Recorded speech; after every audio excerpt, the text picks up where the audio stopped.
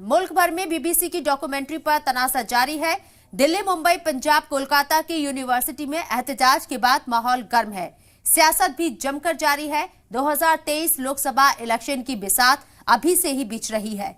गोधरा कांड के 21 साल बाद documentary India the Modi question क्यों बनाई गई, इसमें कितनी सच्चाई है और इसके पीछे कौन था, क्यों 20 साल बाद मुसलमानों के जख्म को हरा किया जा रहा है।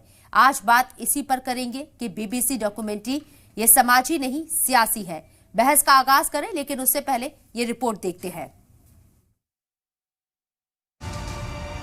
पीएम मोदी को लेकर बनी बीबीसी की मुतनाज़ा डॉक्यूमेंट्री पर बवाल बढ़ता जा रहा है। हैदराबाद, दिल्ली, कोलकाता से शुरू हुआ तनाज़ा अब मुंबई पहुंच गया है।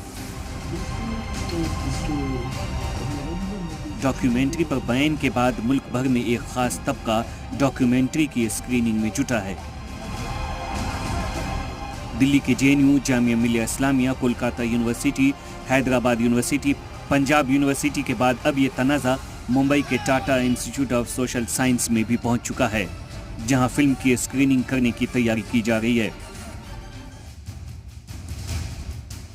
अब सबसे बड़ा सवाल यह है कि हमारे मुल्क में जब भी कोई चुनाव आता है, मुसलमानों से जुड़े मुद्दों पर बहस और तकरार शुरू हो जाती है, जबकि हिंदुस्तान की तमाम रियासतों में दीगर अक़लियत समाज के लोग हैं, लेकिन उन्हें फोकस कर एक भी तज्जिया नहीं दिखेगा।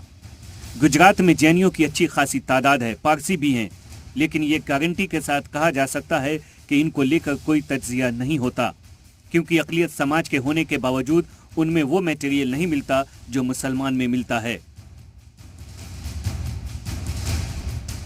गुजरात में 2002 में जो कुछ भी हुआ दुनिया ने देखा, मगर सवाल यह है कि 20 साल बाद ऐसे मुद्दों को वापस लाने का क्या मतलब है? क्यों बार बार मुसलमानों के जख्म को हरा करने और कुरेदने की कोशिश की जा रही है, जबकि 2023 के लोकसभा इलेक्शन के लिए सभी सियासी पार्टियां अभी से ही जुड़ गई हैं? ऐसा क्यों बार बार देखने को मिलता है कि चुनाव के ठीक पहले ऐसे ही मुद्दे टीवी स्क्रीन की रौनक बनती है और अपने नजरियात को आपके ड्राइंग रूम तक पहुंचा दिया जाता है?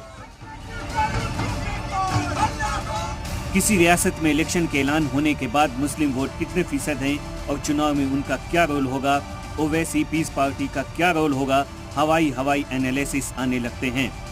किसी एक आम खास के मुंह में चैनल का बूम घुसाकर उसकी आवाज को समाज की आवाज बना दी जाती है। नहीं जानने वाले कुछ अंग्रेजी दां उसी एक आवाज को नजरियाती शक्ल दे देते हैं। जी मीडिया के लिए दिल्ली से नदीम अहमद की रिपोर्ट।